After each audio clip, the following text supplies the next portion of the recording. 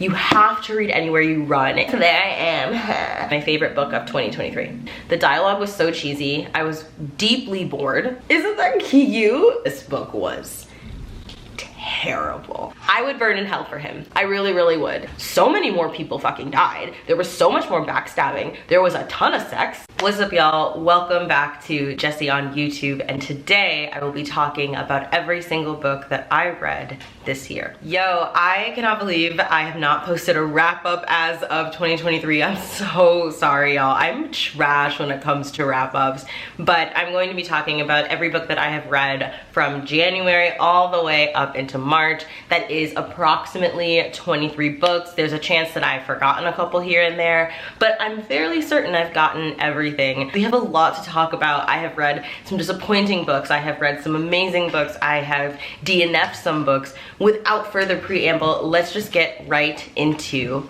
the reviews. I started January off pretty gently, and I only read 4 books in January, but I have things to say about each and every one of them. So the first thing that I'm going to talk about is The Things We Do to Our Friends by Heather Darwin.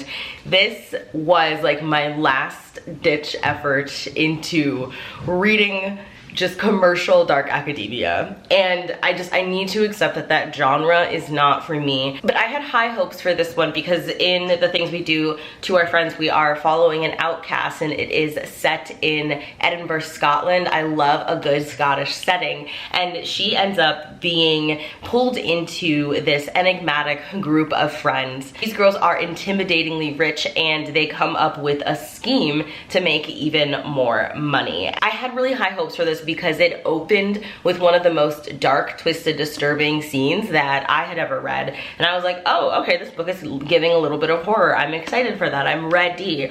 But it quickly just took the most mediocre turn, and the ending of the book did nothing for me. The twist, everything except for the beginning was just disappointing, unfortunately. Now, I ended up reading this because my TBR cards made me. The card that I pulled that led me to this book was the Battle Ball Gown card, which says to read a book where fashion is crucial to the story, and especially dark academia aesthetic. We know that fashion is very critical to that genre, to the vibe of the genre, but also the girls use fashion in very elaborate ways within this text. So it was a really good pick for that card. Also, many of you have asked when my TBR cards are gonna go back in stock. Not for a while, probably not until mid-summer, but thank you so much for your patience. I ended up giving this book 3 stars, but after further review, I mean, honestly, I'm thinking of just, it's definitely a 2. I mean, I might have originally given it 2 stars, I don't know, but it was not memorable. When this book is not actively in my line of sight, I do not think about it. So I absolutely will be unhauling. Next up, I read All the Things We Don't Talk About by Amy Feltman. This is a book by a queer author. We are following a non-binary teenager named Morgan, who is living with their neurodivergent father and trying to cope with their mother, who just crashed back into their life after abandoning them. And the mom's name is Zoe. She is everything that Morgan is not. She is loud, she is chaotic, she is glamorous, and Morgan just essentially wants to hide. This family is really unique in their dynamics, and I'm always attracted to stories about characters that have family structures that are unusual, whether that is a parent who has left the mix and come back into it. Any kind of dysfunction is always something that calls to me in books because I had a very dysfunctional childhood, and so it is a space that I feel very at home in. It's very welcoming, it's very comforting, and it also helps me unpack a lot about myself.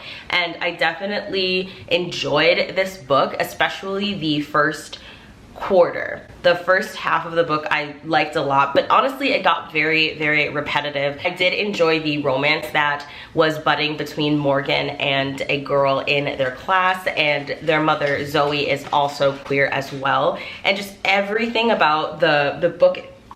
What is happening? Huh? What are you doing?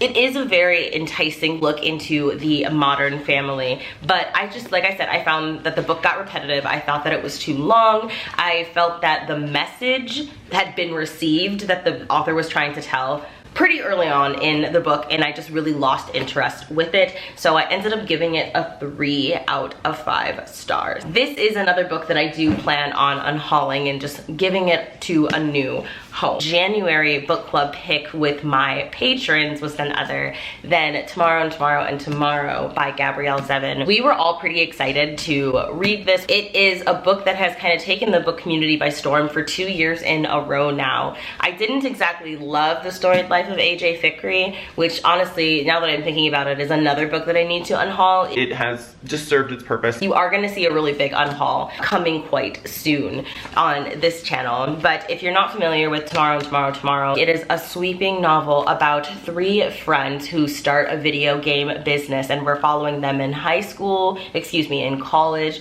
all the way through their adulthood. And it's about the messy politics that arise between them. It's about being a woman in STEM, being a woman in gaming. It's about grief and aging and disability and messiness. It's about friendship. It is one of the most frustrating books that I've ever read, and I think that Gabrielle Zevin did that very intentionally. It is a book that I liked as much as I hated it. There were so many things about this book that I thought were well done, and other things that I really didn't love, such as the tragic disabled narrative. A lot of disabled readers have criticized the way that Sam's character was written. It definitely gives a little life for him specifically. His character definitely is written in a way where he is to be pitied by the reader, and there's just other issues that I personally had with his character. But I loved the depiction of being mixed race, for example, and the politics of that. Sadie as a character felt very much like a blank, incomplete slate for me. She's also honestly one of my most hated characters of all time, and I'm going to be making a video about that soon. So this is a book that I honestly find impossible to rate because I loved it just as much as I hated it.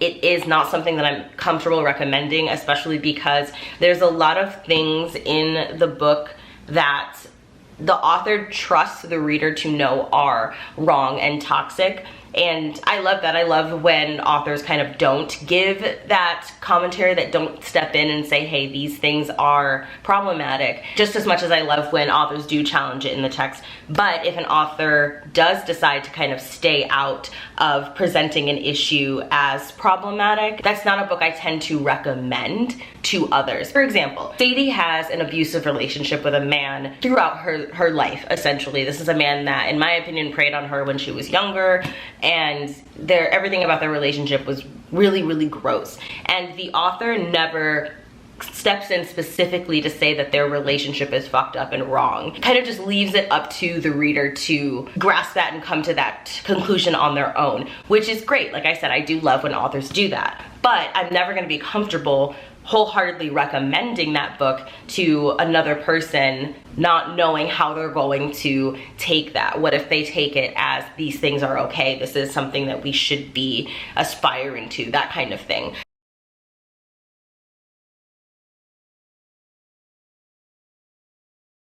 There's a bunch of reasons why I wouldn't recommend this book personally, but I'm glad that I read it, I'm glad that I own it, and I do intend on reading the audiobook later. And if you want to see my spoiler-filled reading vlog, that is available to the top tier level of my patrons, my hearts. I actually covered these 3 books in a reading vlog, which I'll leave linked down below if anybody is curious.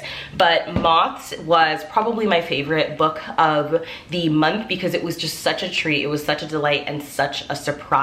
Now, basically, we are following this world where there is these moths that come out of a cave, and they carry toxic threads that wipe out 50% of the male population, and the other 50% are turned into bloodthirsty animals, essentially. And so they're kept in these dust-free facilities for their own safety, and it's really an interesting look at what a gender apocalypse would look like, the dynamics of what would happen if women were in power over men, what are the ways that this society would be restructured, censored, what systems come up, what politics arise, that kind of thing. This is the only gender apocalypse book that I've ever read that I actually enjoyed. I hated The Power. I didn't like When Women Were Dragons. I didn't like The Handmaid's Tale. Now, I have not read Manhunt, and I have a feeling that I'm gonna love Manhunt as well. But if you have been disappointed by gender apocalyptic novels, or if you like that, I highly recommend this. I enjoyed the trans rep, the queer rep. I loved that we were following an elder protagonist. I loved the challenging questions that were presented and that were posed. It's action-based. It's really, really good, and it just came out. Now, I'm realizing that I don't have my NB book club pick for January in here, but I can't remember what it was. What did my book club read in January? Oh my god, how could I have forgotten to talk about All the White Spaces? I need to make sure I mark that down as read on my Goodreads. I'm just putting this on my Goodreads as read because I completely forgot to do it, and if I don't do it now, I will forget. I take back everything that I said about Moths being my favorite book of the of the month of January, because that's so not true. It is 110% All the White Spaces by Ali Wilkes. This was actually a reread for me, and I had an amazing time discussing this with Gabby of Gabby Reads. So that live show is going to be linked down below if you want to watch it. It is one of the most horrific, exciting, emotional horror thriller books that I've ever read. Okay, I wish I had my copy to hold up because the cover is so beautiful, but basically we're following a trans man who sneaks onto this Arctic expedition with his best friend in order to honor his two brothers who recently died in the war. They sneak onto this expedition because he has always wanted to take this trip with his brothers, and nobody knows that he's trans, and so he is having to hide the fact that he is AFAB, and they end up getting stranded in the Arctic alone and find out that something is hunting them one by one, killing them off. It is one of the creepiest, most disturbing books ever. If you love body horror, if you love wilderness Arctic horror like I do, it's just, I felt the chill in my bones, and the way that Ali Wilkes writes is gorgeous, absolutely beautiful. Like, I just have so much respect. I cannot believe this is a debut novel because this person writes with the force of 1,000 suns. Absolutely amazing. I cannot wait to see what Ali writes next. Easiest 5 stars of my life. The trans rep was phenomenal. It is one of the most underrated books of all recent time, in my opinion. Now we are moving into February. I'm the most excited to discuss the books that I read in February. I read approximately 20, and this is some of the stack. Y'all, look at the fruits of Blackathon's labor. I had such an amazing time with my Blackathon reads. It was so cool having merch for the first time. Thank you everybody who bought merch. I'm really excited for Queer Blackathon in June. Fun things are happening. So we're just gonna jump right into it. As y'all know, I was on team Granny Nanny, and the theme for Blackathon was warriors. And sadly, I had a goal of hitting 28 books, and I had that goal last year. I didn't hit it, but I got close. Oh no, I think I actually only read like 12 or 13 books, so I got to almost half my goal. Next year is gonna be the year. Hell, I might even try it for June, who knows? But without going in any particular order, we're just gonna start with the top book on the stack, which is Anywhere You Run by Wanda M. Morris. And if you were one of those people who enjoyed All Her Little Secrets, it was a 3-star for me. Like, you enjoyed it, but you didn't love it, you have to read Anywhere You Run. It is her sophomore novel, and I feel like she's matured so much as a writer. I feel like this story was stronger. It was phenomenal. Even if you're kind of turned off by historical fiction, like, please just go for it. It is such a, I hate calling books important, but it's such an important book, and it was fucking awesome. It was social, it was thrilling, it was smart, it was frustrating, it was everything. So we're basically following two sisters who are on the run for different reasons. One of the sisters, who is very charismatic and a little bit dangerous and fun, flees the town after she murders a white man who raped her.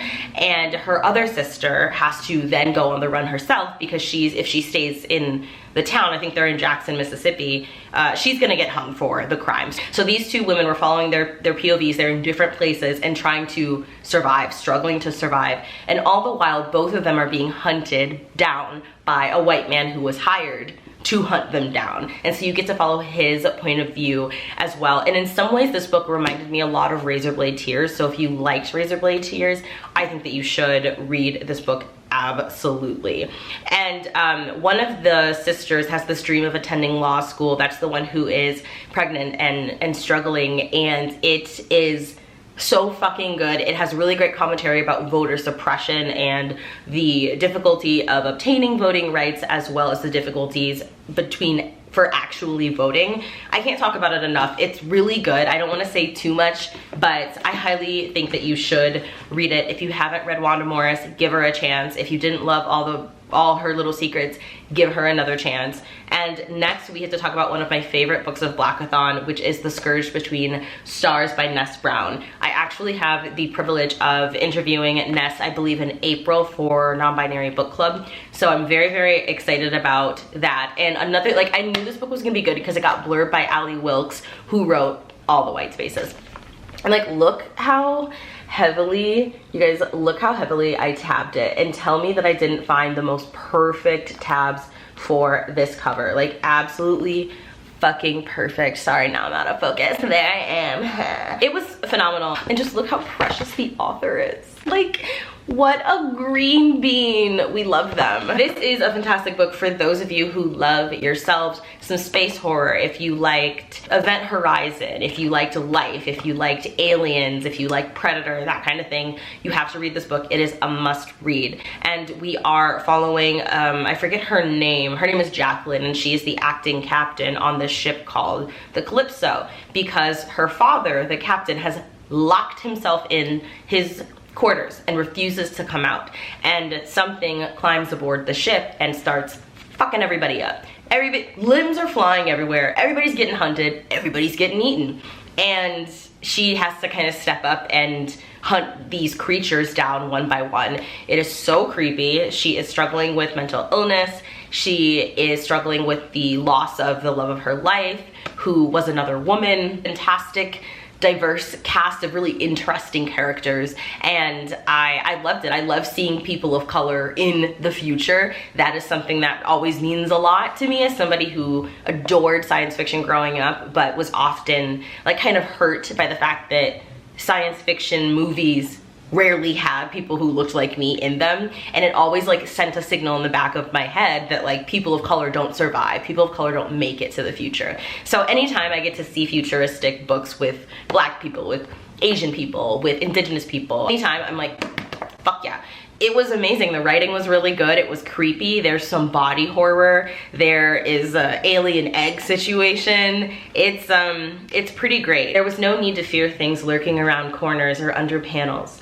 That was the trap her mother had fallen into, the one that had ultimately driven her and the crew members that followed her ravings over the edge. So there's this thing called space sickness. I can't remember if that's the actual word for it, but space sickness is also a threat, and that's how her mother died. And it is one of those books where you're constantly questioning the protagonist's sanity, her grasp on life, that kind of thing. It's really good. I highly recommend it. And now we're gonna switch gears. Oh, I scratched you. I'm sorry, puppy. Yeah, you do goo goo. Who's your goo goo? Are you a goo goo? Who's your goo goo? Who's your goo goo? Who's your goo goo? Yeah? Are you gonna dance? Who's your goo goo? Use and jacket and a gasha. Yeah, look at it. Okay, go lay down, everybody go. Everybody disperse. Next book we're gonna talk about is Friday, I'm in Love by Cameron Garrett. This is the first book by Cameron Garrett that I've actually gotten to finish. I started reading her debut, which was Full Disclosure. There's so much tap dancing. I know. Okay, everybody go lay down. Now it's party time.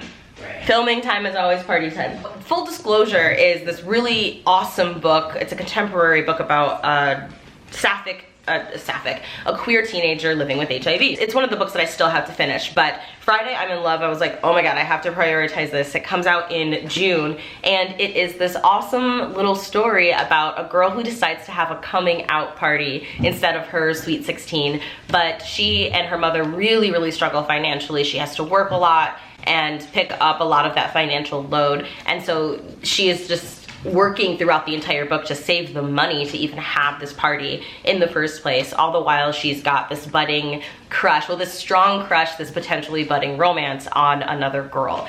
And it was a really sweet book. I enjoyed it from start to finish. I loved the cute rainbow tabs that I came up with for this book. Oh my god, focus. There we go. I don't know if you guys can see, but just loved it. I annotated the crap out of it. I had so much fun.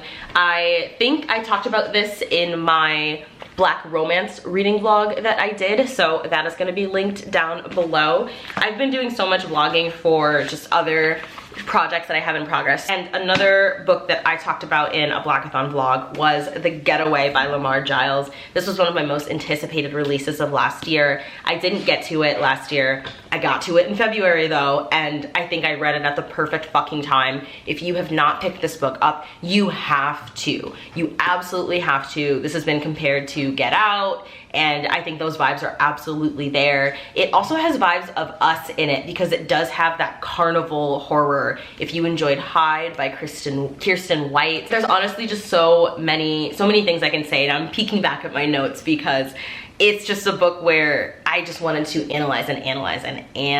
Follows a teen and his friends named Jay who are working at this resort for the rich and privileged, and outside of the resort's walls there is famine, there is war, there are people starving, and so rich people start flocking to this resort as an escape for the world's problems, which have been caused by environmental devastation and, you know, global warming and pollution, things like that. And when the apocalypse kind of hits, they isolate themselves within the walls of this fantasy place that they've built, and they keep Jay and his friends and all of the people working in the theme park there to essentially be their servants at their every whim, at their every beck and call, that kind of thing. And it turns into horror so quickly. There is cannibalism, there is torture, it is brutal. I was not expecting this book to be so fucking brutal. I'm looking at the content warnings that I wrote. Murder of Black children, elders, torture, explicit and implicit racism, implication of sexual violence, hanging. It was very brutal. I loved that there were non-binary characters. Again, so important to have trans people in the future. This is a near future. There was commentary on surveillance. It reminded me so much of the movie The Platform, which is one of my favorite horror movies. And if you liked, what is that really good horror movie? I can't remember the Parasite. If you liked Parasite, you will enjoy this. The voice of the narrator was really good. I didn't read this audibly, but I mean the voice of the protagonist, the way that he narrated the story, and the comedy that was in the book, the conversations about what it means to have a friend in your group who is significantly more privileged than the others, but is also disadvantaged by that privilege in some ways. One of the girls in the group, and Jay actually has a big crush on her, is the daughter of the wealthy white people who run this resort. But she is biracial. Her mother had her, I think, out of wedlock or something with a black man. And so even within her family of billionaires, she is enduring a lot of racism and is treated like a second-class citizen within her own home. But she's still wildly wealthy. She is still profiting from this, and so she's struggling throughout the book with how to deal with her privilege, what to do, and how to use her privilege to help get rid of this awful situation that her family has created. So if you like smart, really well thought out horror, social commentary in your horror books, and some cannibalism like I do, The Getaway is a must read. I gave it 5 out of 5 stars. I gave Friday I'm in Love 5 out of 5 stars. Actually, I gave all of these books that I've talked about for Blackathon 5 out of 5 stars. And next up, we're gonna talk about Given, which I read for the this vlog where I read Black books that have dragons in them.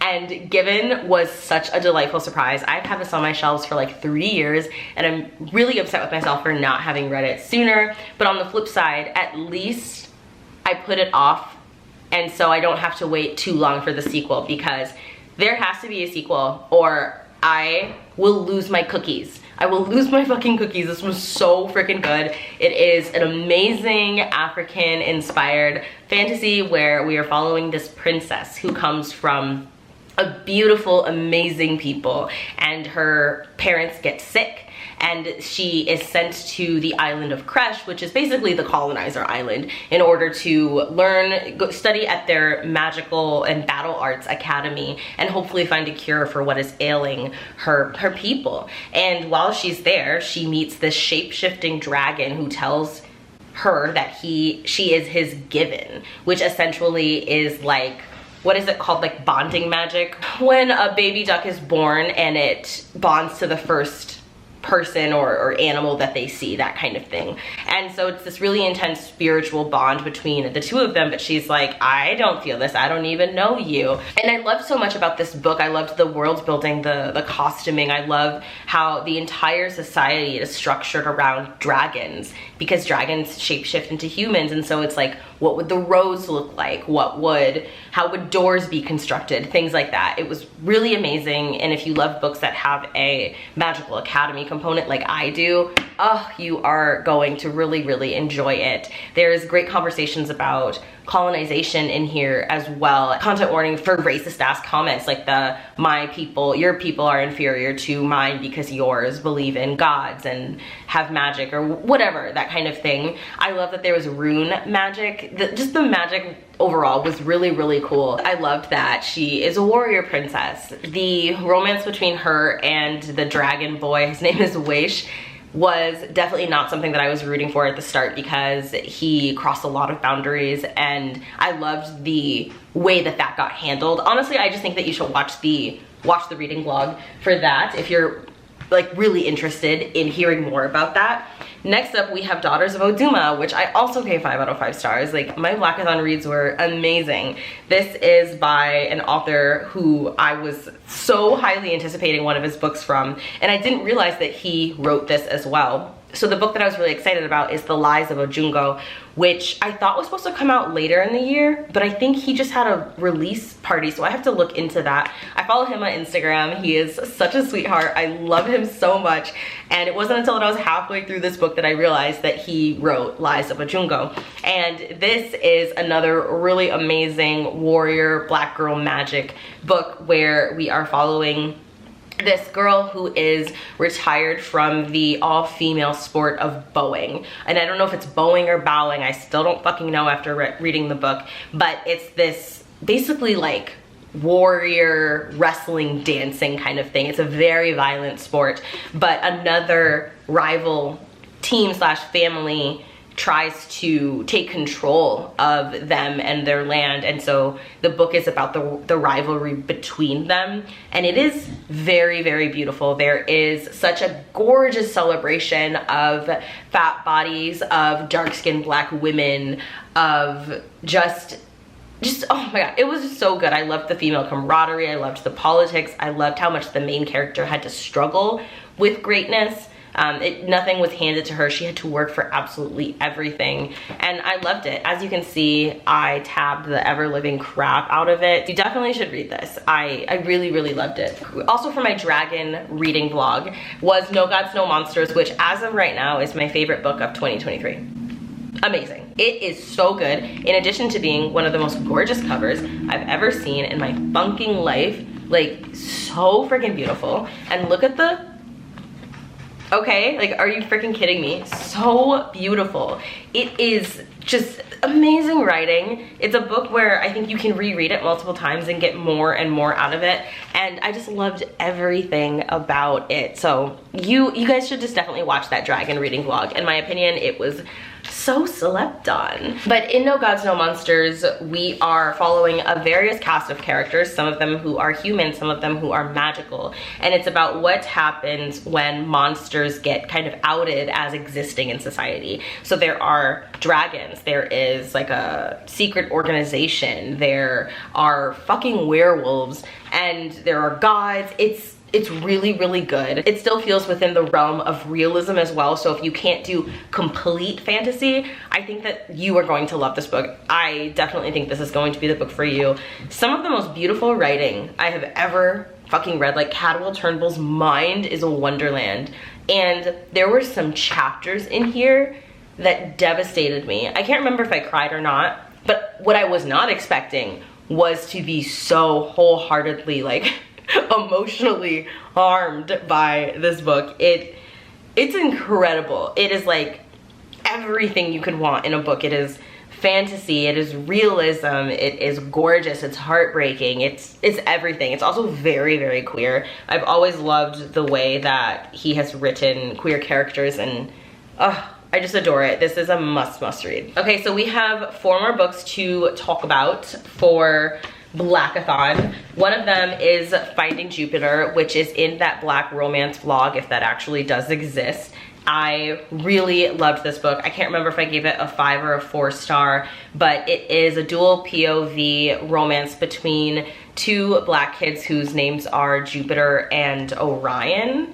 Oh no, their names are Ray and Orion, excuse me. They're both very different, and it's about them dealing with themselves, grappling with who they are, the issues that they are facing within their lives, college, everything, and trying to find each other, trying to fall in love. And I think if you enjoyed Black Flamingo, if you enjoy Elizabeth Acevedo, you will like this, especially if you are into astrology at all. It is a really, really beautiful, gorgeous book. I loved the gardening depiction. I loved the soft Black boy rep. There is a time where I always get Ray and Orion mixed up. I think Ray is the girl, but there's a moment in the book where Ray asks Orion to have sex, and he's like, I'm not ready. Boys, especially Black men and Black boys in particular, are expected to be hypersexual, and that was just a really beautiful thing. It was a really beautiful thing to see a Black boy exercising consent and prioritizing like his safety and his comfort.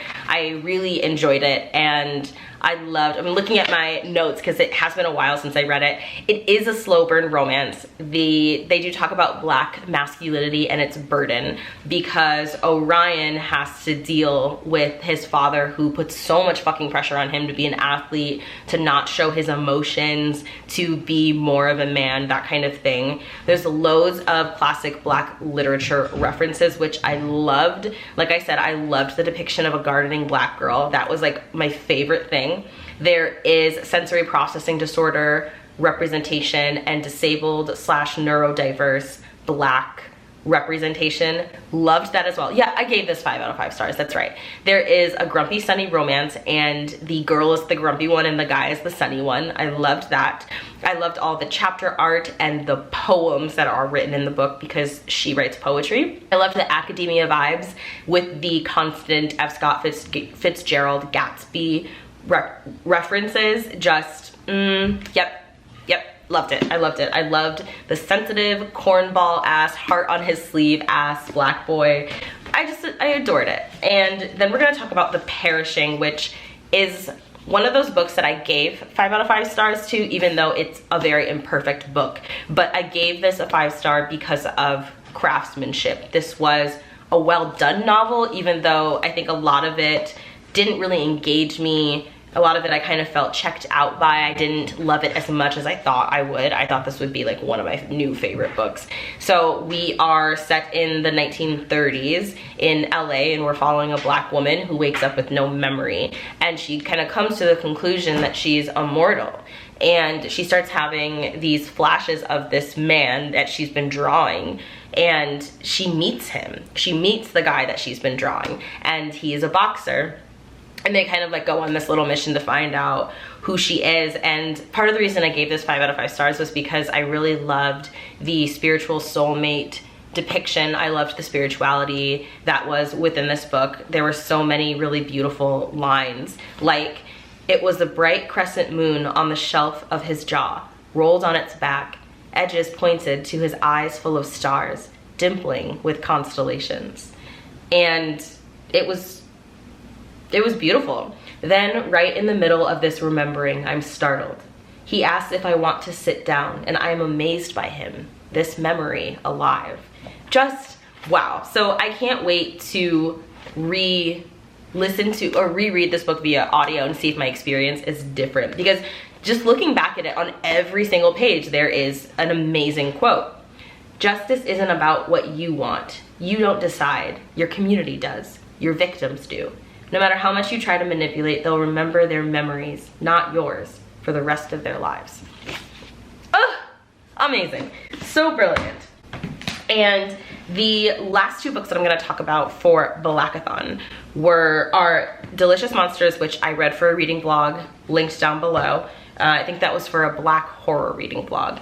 And The Spite House by Johnny Compton, which I also read in that vlog. Again, since I have a full reading vlog for these two books, and it's a very extensive vlog, I'm not gonna go into details, but this was one of my least favorite books for Blackathon. I gave it a 3-star, and it's not that it wasn't a good book, it just disappointed me in some aspects. This is a group, this is a story from a Black author, a debut Black author, who has written this family that is on the run, and they escape to a haunted house. They get offered an obscene amount of money to stay in this house for 30 days.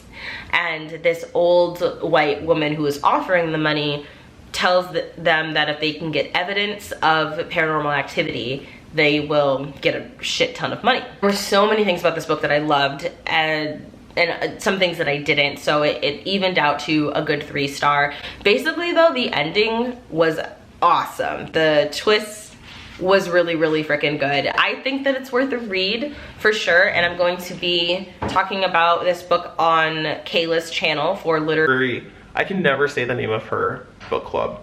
Literally Dead Club. I can never freaking say it properly. But I'm excited, so you're gonna see me talk about that more.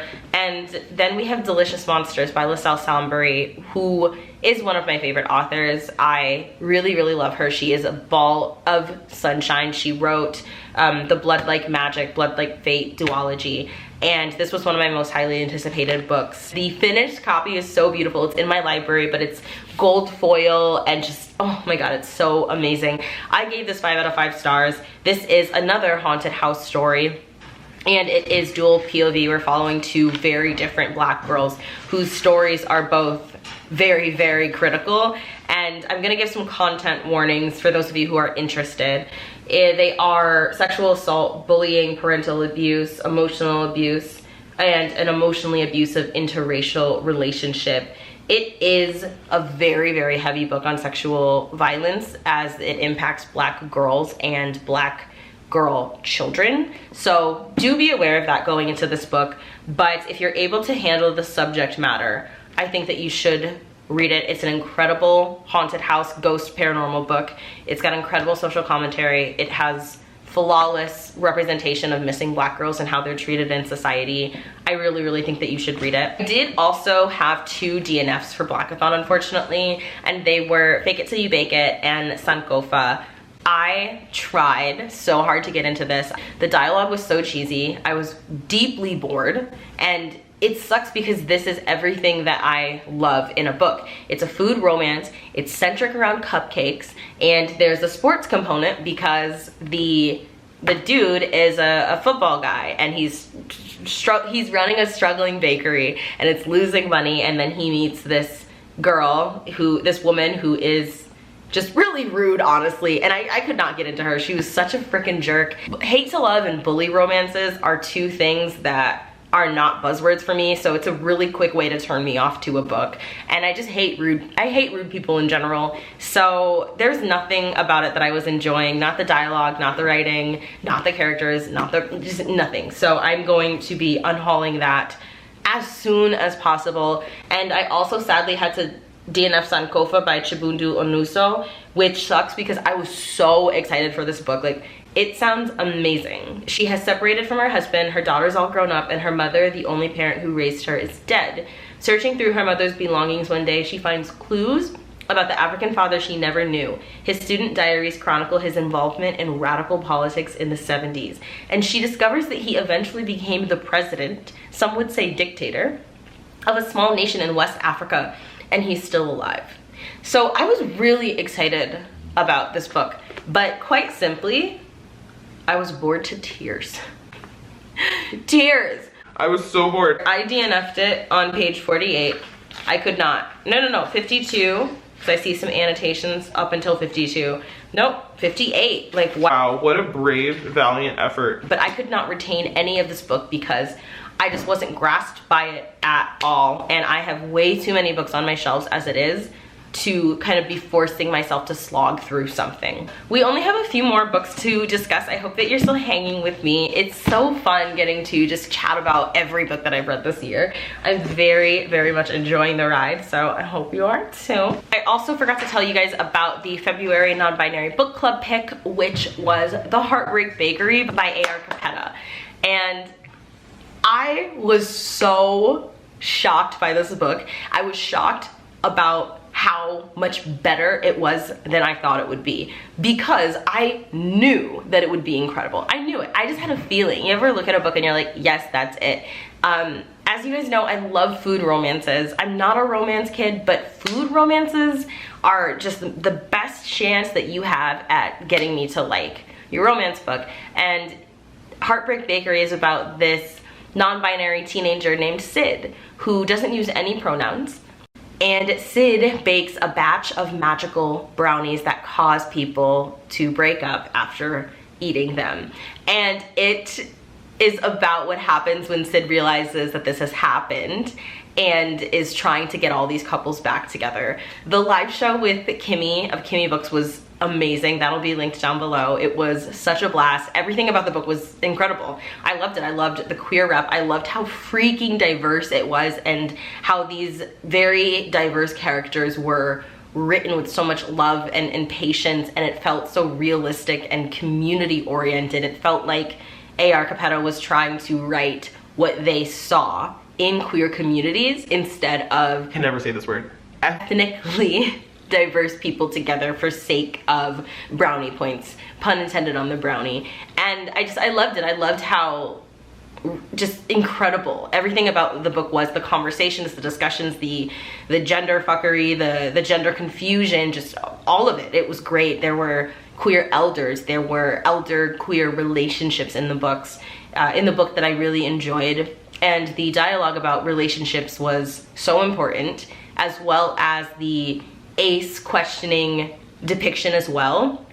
Everything about the book I thought was perfect. Sid definitely annoyed me at times, but in ways that made sense given the character and the amount of growth we all have to do at age 17. It's great. I honestly can't say anything other than just you have to read the book. You just have to read it. Then for my Patreon, we read How to Sell a Haunted House, which was my very first Grady Hendrix. And I went and picked up a signed copy from Moon Palace Books. And look how cute this signature is.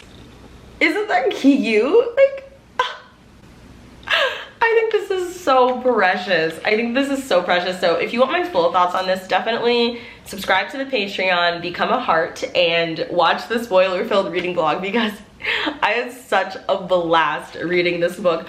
It basically is about this haunted house that Louise moves into after her parent dies, and she's bickering with her brother that she's like estranged from about what to do with the house. She wants to take care of it, and he's like, nope, I just want to sell everything. And the house is full of dolls, and that's where the horror comes in. I really liked this book way more than I was expecting to. Like, way more than I was expecting to. It was so much fucking fun. I can't remember what I gave it, but it was definitely in the 4 to 5 star range. Absolutely, 100%. I mean, honestly, we only have 2 books to talk about for March, and that's because I am in the middle of 1 million books. It's currently March 31st. Obviously, I'm not gonna get much read this month, but in April, you're gonna see a big ass wrap up because I'm in the middle, I swear to God, of 20 books. The first thing that we're gonna talk about is the DNF of Dating Dr. Dill.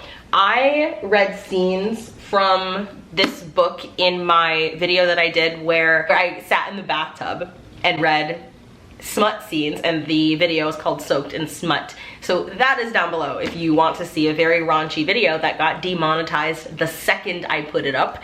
So check that out, but I thought that this book was terrible. And that's all I'm gonna say. Just watch the video if you want some tea on what, like, I could not take this book seriously at all, in no capacity. And then the only 2 books that I read in March were for my book clubs. This was for my Patreon book club, and this was for Envy book club. So let's talk about Tread of Angels first. Again, spoiler-filled vlog on the Patreon, but out of all of my patrons, I enjoyed this book the most. This is it. I think that if this was a full-length novel, I could love this more than Black Sun. Which is shocking because you've no idea how much I love Black Sun. You have no idea how much I love Black Sun and Fevered Star. It is just like top 5 fantasy books for me. I love that series so much. I can't wait for the next one. And Tread of Angels did so much in like 200 frickin' pages. I did a poll for my patrons at the end of last year and they voted for wanting to see more smaller books. So we did a poll for March with just 8 different novellas, and this is the one that they chose. So we are following 2 sisters, one who has been accused of murder and is imprisoned, and then the other who is desperate to free her. She's been protecting her sister her whole life, and she ends up having to enlist the help of her demon ex-boyfriend in order to investigate what happened between her sister and the man that she supposedly killed. She woke up next to him covered in blood.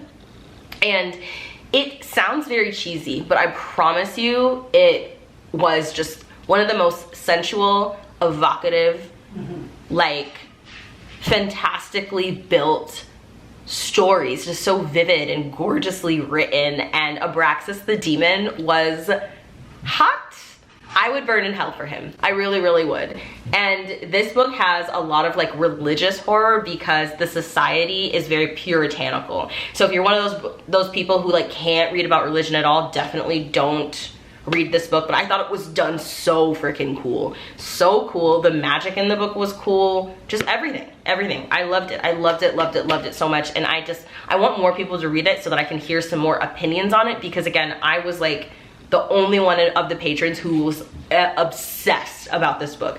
Other patrons enjoyed it, but I think I was the only one who was like head over fucking heels, and I haven't heard anybody talk about this. The Faithless, I just wrapped up a reading vlog on this, so you'll see a full vlog talking about my experience with this book. I just interviewed C.L. Clark, it's linked down below, and it was a blast. So for those of you who don't know, this is the sequel to The Unbroken, which took the book community by storm last year, and that is a fantasy, the book 1 in a fantasy series where you're following this princess who is trying to take control of a very corrupt empire, and then a soldier who is fighting to allow that empire to be in power. But when the soldier starts to realize what's actually happening, the oppression that this empire is exerting and their place in it, she becomes a bit of a rebel. There is a romantic entanglement between her and this colonizer-ass princess. So there's a lot of politics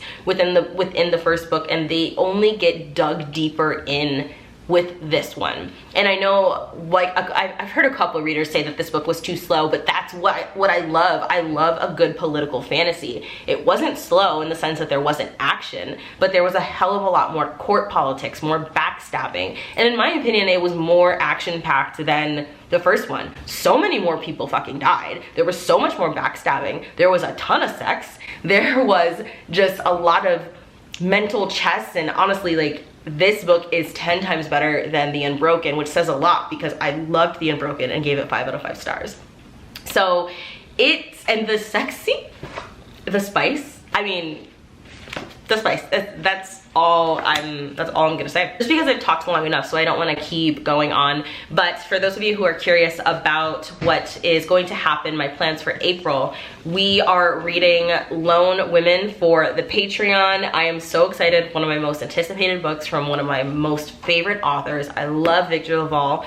Love him so freaking much. And then for Non-Binary Book Club, we are reading Unwieldy Creatures by Addie Sai. And this is a queer, non-binary, Asian Frankenstein retelling. And the guest host is gonna be Kevi, Obsessed Kevi, and I'm so freaking excited. Follow her for just trans girl magic and amazingness. I can't wait. But listen to the synopsis for this. So we're following Plum, who is a queer biracial Chinese intern at one of the world's top embryology labs, and she ran away from home to be with her girlfriend, who then abandoned her. Sounds like me. Sounds like something I would go through. Dr. Frank, a queer biracial Indonesian scientist who compromises everything in order to procreate without sperm or egg. And Dr. Frank's non-binary creation, who after being painstakingly brought into the world, is abandoned due to complications at birth that result from a cruel twist of revenge. And just, oh, how amazing.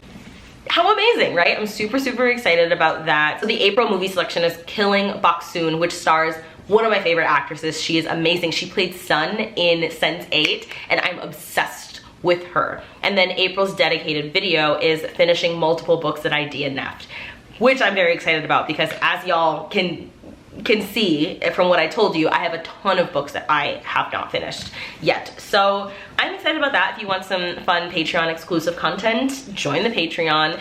Subscribe to NB Book Club if you haven't already. I just launched merchandise for the first fucking time on NB Book Club. We've been running for 5 years. We just hit 11K. I wanted to do something special to celebrate, so merch got launched.